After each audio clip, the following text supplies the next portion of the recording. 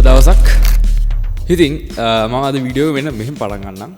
අපි ප්ලෑන් එකක් නැතුව ගයක් හදන්න ගියොත් මොකද වෙන්නේ? ඒ නිකන් අර මකබාස්ගේ නිර්මාණයක් වගේ වෙන්න තියෙන ඉඩකට වැඩි නේද?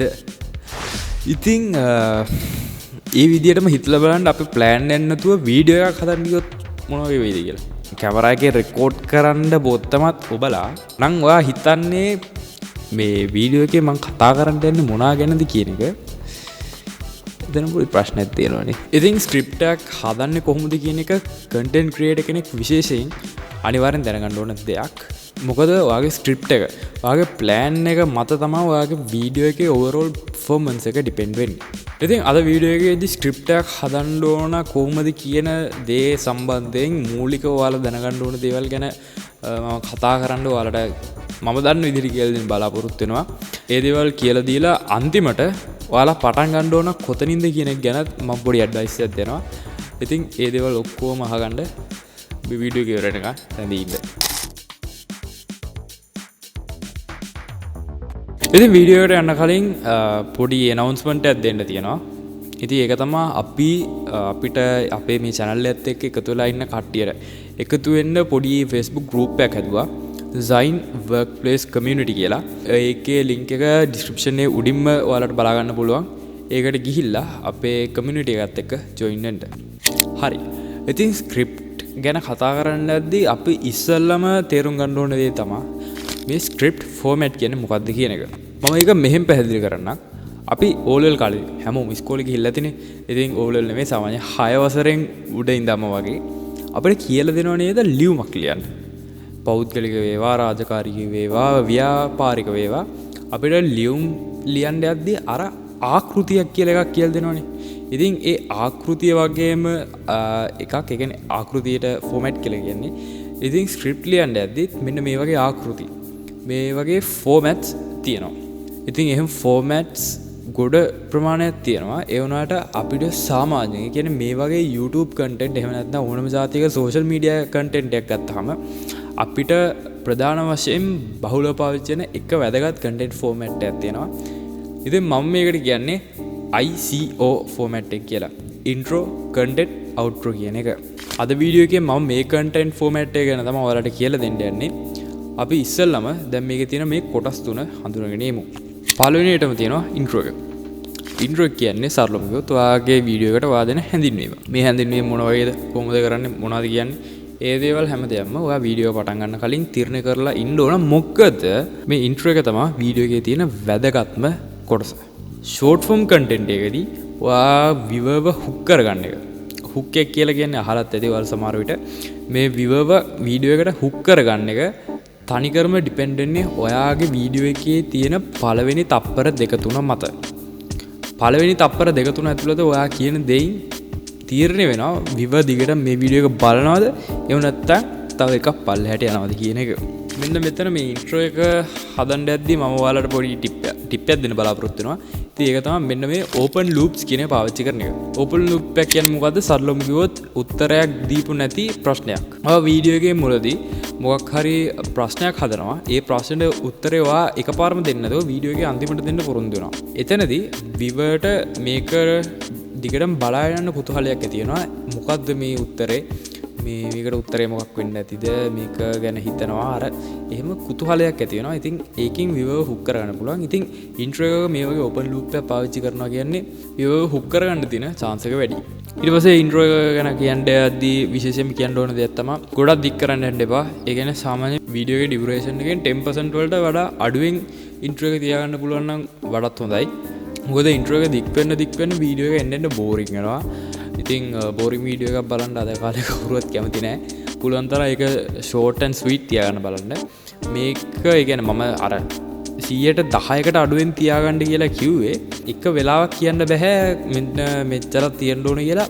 ඒක වීඩියෝ එකේ ටයිප් එකත් අනුව ඩිපෙන්ඩ් වෙනවා. එනේ උදාහරණයක් වශයෙන් ආයෙත් short form content එකක් ගත්තොත් ඒකේ තප්පර 30ක වගේ වීඩියෝ එකක් නම් තප්පර 3ක් 5ක් වගේ කාලයක intro එක තියාගන්න එක හොඳයි. ඒ ඊට සාපේක්ෂව ඊට හාත්පසින්ම වෙනස් content තමයි රාමු කියන channel එකෙන් රන්දික විජේසිංහ මහත්මයා ගහන්නේ. මම ඇත්තටම අගය කරන පුද්ගලයෙක් සහ ඇත්තටම අගය කරන channel එකක්.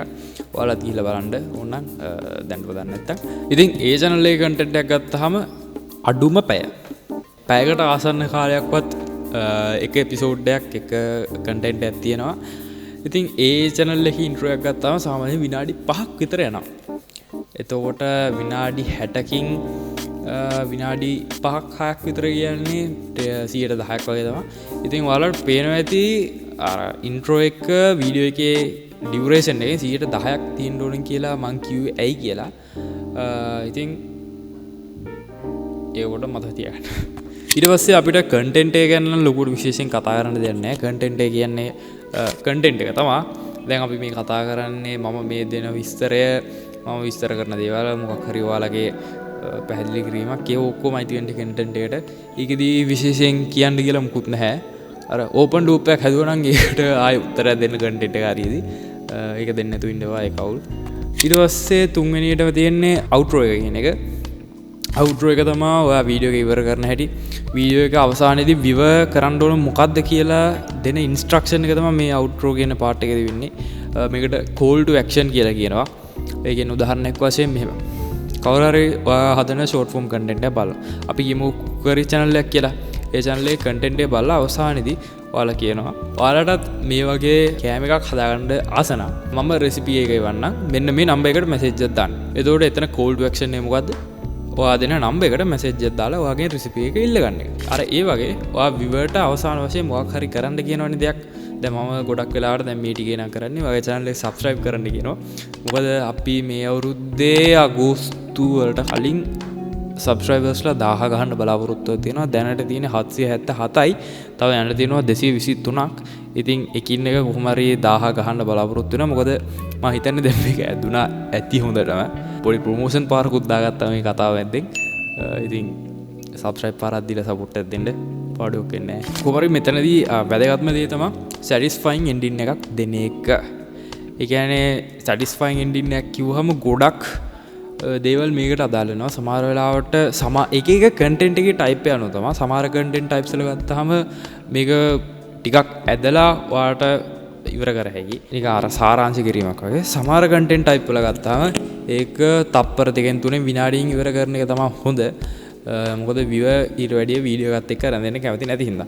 ඉතින් කොහොම හරි ඔයාගේ කන්ටෙන්ට් ටයිප් එකට හරියන satisfying ending එක මොකක්ද කියන එකත් ඔයා පොඩ්ඩක් තනියම අධ්‍යයනය කරලා බලන්න ඕන එක්ස්පෙරිමන්ට් කරලා.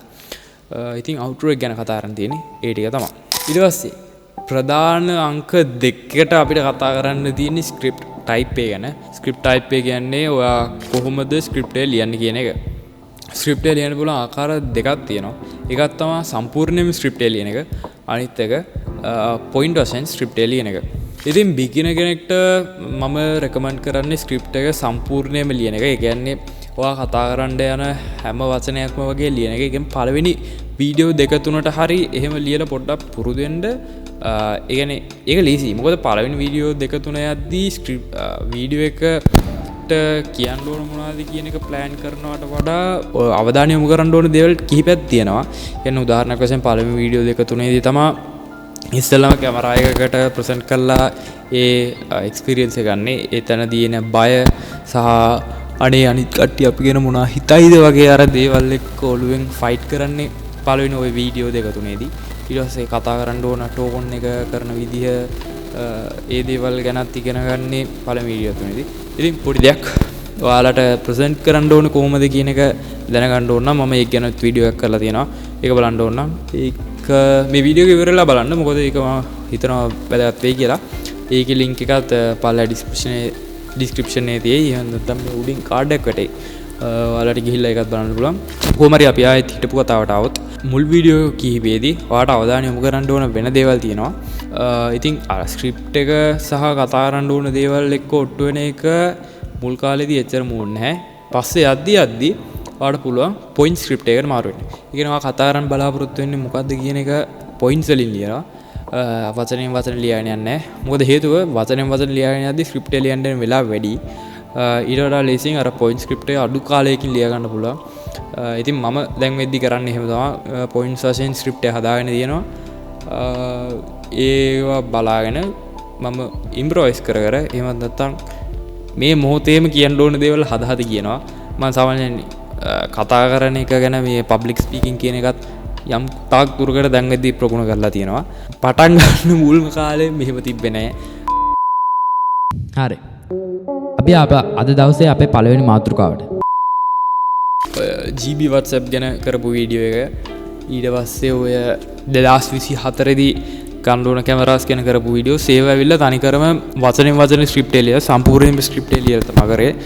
ඉතින් දැන් යම් ක්ලාස් දුරකට එක්ස්පීරියන්ස් එකක් තියෙන ඉඳලා මම පොයින්ට් ස්ක්‍රිප්ටින් කරනවා. ඉතින් මම හිතනවා කියන්න ඕන දේවල් ටික මම කිව්වයි කියලා. ඉතින් අද වීඩියෝ ප්‍රයෝජනවත් වුණා නම් ලයික් කරලා සබ්ස්ක්‍රයිබ් කරලා අපිට පොඩි සපෝට් එකක් දෙන්න. මේ අගෝස්තු වෙද්දී සබ්ස්ක්‍රයිබර්ස්ලා 1000 ගහන්න. ඉතින් අදට එච්චරයි සුද්දා. ගිහින් එන්න සුබ දවසක්.